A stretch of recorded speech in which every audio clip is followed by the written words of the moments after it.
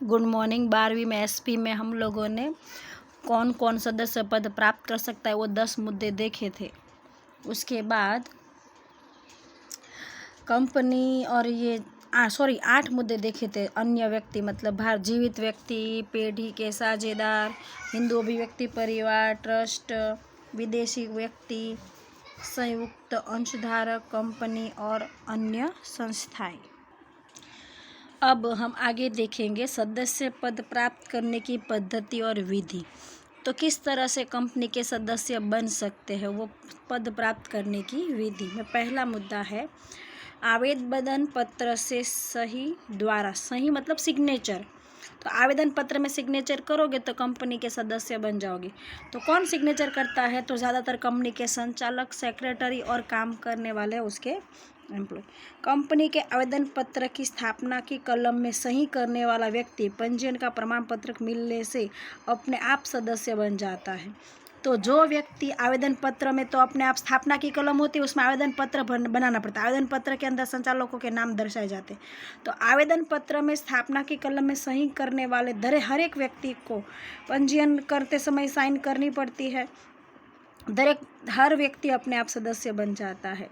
Company में सदस्य बनने के लिए सदस्य की लिखित सहमति और सदस्य पत्रक में नाम होना पूर्व शर्त है। फिर भी स्थापना की कलम में सही करने वाला व्यक्ति शर्त लागू पड़ती नहीं है। क्यों?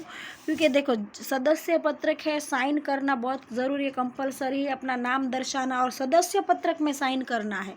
लेकिन जो व्यक्ति आवेदन पत्र में साइन करेगा वो व्यक्ति अपने आप कंपनी का सदस्य बन जाएगा। उसके लिए सदस्य पत्रक अलग से साइन करने की ज़रूरत नहीं है। तो आवेदन पत्र के अंदर हमने देखा था 11वीं में आवेदन पत्र के अंदर साइन करने वाला व्यक्ति कौन होता है? संचालक। तो सभी संचालक अपने आप सदस्य बन जाते हैं और सेक्रेटरी है, जो भी उससे जुड़े हुए व्यक्ति जो साइन करते हैं वो अपने आप सदस्य बन जाते हैं। और उसके बाद सदस्य पत्रक, सदस्य बनने के लिए सदस्य पत्रक पर लिखित में सहमति देना बहुत ज़रूरी है, लेकिन आवेदन पत्र पर साइन करने वाले के लिए ये नियम लागू पड़ता नहीं है।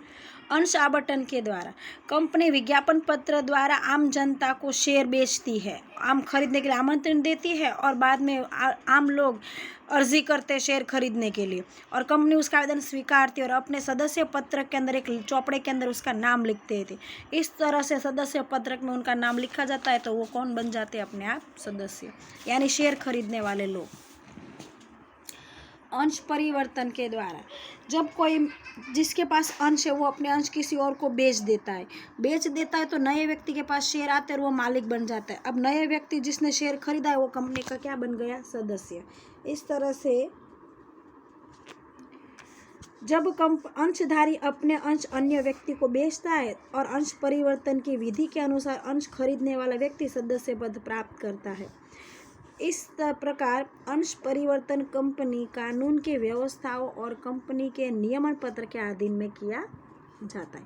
कानूनी हस्तांतरण के द्वारा, अब कानून के द्वारा कोई किसी की मृत्यु हो गई, अस्थिर दिमाग का हुआ, दिवालिया घोषित हुआ, कोई वारसदार नियुक्त किया हुआ है, कोई भी आपातकालीन स्थिति आ गई तो अब वो मुख्य व्यक्ति है वो चला गया, उसके बदले उसका वारिसदार या रिसीवर या ट्रस्टी जो नियुक्त किया गया वो व्यक्ति उस शेयर का मालिक हो गया। अब वो कंपनी का मालिक हो गया तो अब पुराने व्यक्ति का सदस्य पत्रक में से नाम निकल जाएगा, नए व्यक्ति का नाम आ जाएगा। इस तरह से व्यक्ति को अपने आप सदस्य पद प्राप्त हो जाता है।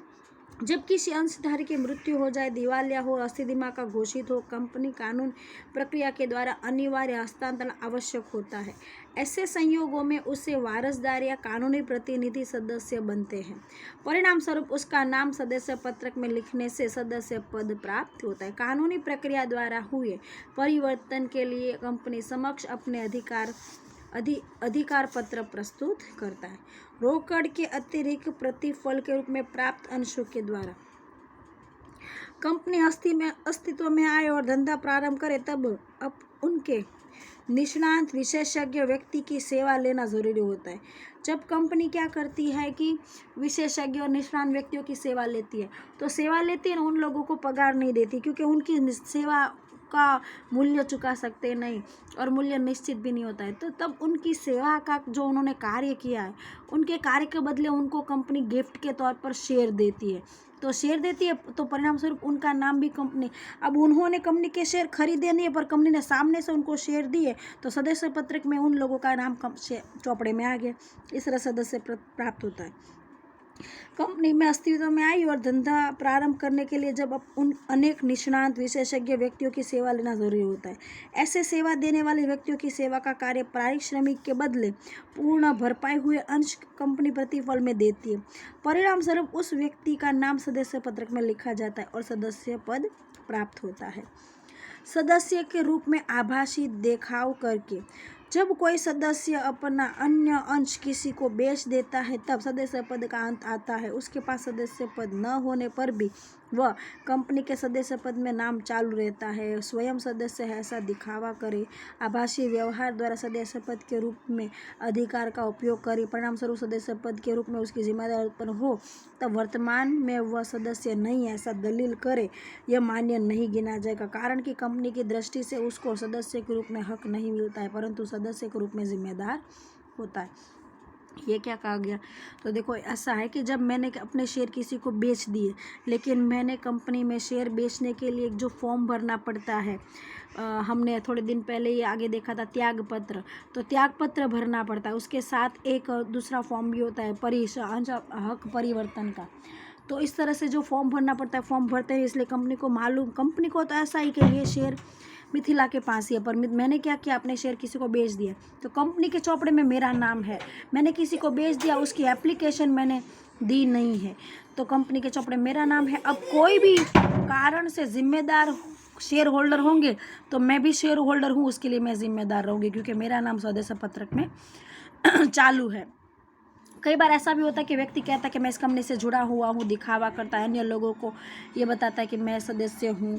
तो इस तरह से जब भी कंपनी के सदस्य पत्रक में वो सदस्य बना है तो कंपनी के जो भी कार्य में जिम्मेदारी उठानी पड़ेगी उसके लिए वो जिम्मेदार होगा। इस तरह से रूपांतरण पात्र ऋण पत्र धारक द्वारा, रूपांतर पात्र ऋण पत्र धारक द्वारा, यानी जब कंपनी डिबेंचर बेचती है तब आम जनता से पैसा प्राप्त करती है।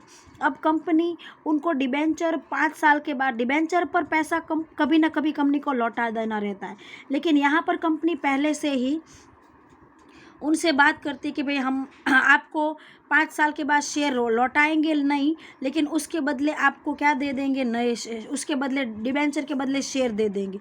डिबेंचर ये चीज़ है कि कंपनी ने उधार पैसे लिए हैं तो कैसे 5 साल बाद, 6 साल बाद, 3 साल बाद उस डिबेंचर के पैसे डिबेंचर धारकों को वापस लौटाने। लेकिन कंपनी पहले से उनके साथ शर्त करती है कि 5 साल के बाद रोकड़ नहीं देंगे पर हम आपको शेयर देंगे, 5 साल के बाद हम अपनी कंपनी का मशीन देंगे। इस तरह से जो करार करती है, तो करार ये हुआ है कि डिबेंचर धारक वो कंपनी के सदस्य नहीं है पर रूपांतर पात्र ऋण पत्र खरीद कर, तो जिस ऋण पत्र धारक के पास रूपांतर पात्र ऋण पत्र हो तो निश्चित मुद्दत के बाद उसके ऋण पत्र को इक्विटी शेयर में बदल दिया जाता है और वह ऋण पत्र धारक इक्विटी अंश धारक बन जाता है और अपने आप वो कंपनी का सदस्य बन जाता है। सदस्य पत्रक में उसका नाम लिखा जाता है। स्वेट इक्विटी अंश के द्वारा IMP सवाल 1 मार्क का पूछ सकते हैं। कंपनी अपने संचालक, कर्मचारियों एवं विशिष्ट ज्ञान वाले कर्मचारियों को बट्टा से अथवा रोकड़ के अलावा प्रतिफल से जो अंश देती है उन्हें स्वेट इक्विटी अंश कहती है। तो जब कंपनी अपने कर्मचारी को, संचालकों को और विशेष ज्ञान देने वाले कर्मचारियों को बट्टा से यानी डिस्काउंट में या तो रोकड़ में शेयर दे, उसके अलावा उनको उसको डिस्काउंट देना है या रोकड़ देना है तो वो नहीं देती और कंपनी उसको प्रतिफल के रूप में पगार देने के बदले, डिस्काउंट देने के बदले कंपनी उनको प्रतिफल के रूप में शेयर देती है कि ये लो शेयर। उसे कहते हैं स्वेट इक्विटी अंश। आपको परीक्षा में पूछते हैं स्वेट इक्विटी अंश किसे कहते हैं। इस प्रकार स्वेट इक्विटी अंश के द्वारा सदस्य पत्रक में उस व्यक्ति का नाम आ जाता है और वो अपने आप कंपनी का सदस्य बन जाता है। इस तरह से 9 प्रकार से व्यक्ति कंपनी का सदस्य बन जाए। ज़्यादातर सब शेयर वाले ही मुद्दे हैं। 2 ही मुद्दे, शेयर खरीदो, कंपनी के मालिक बनो, और दूसरा सदस्य पत्रक में सिग्नेचर करो और कंपनी के मालिक बनो।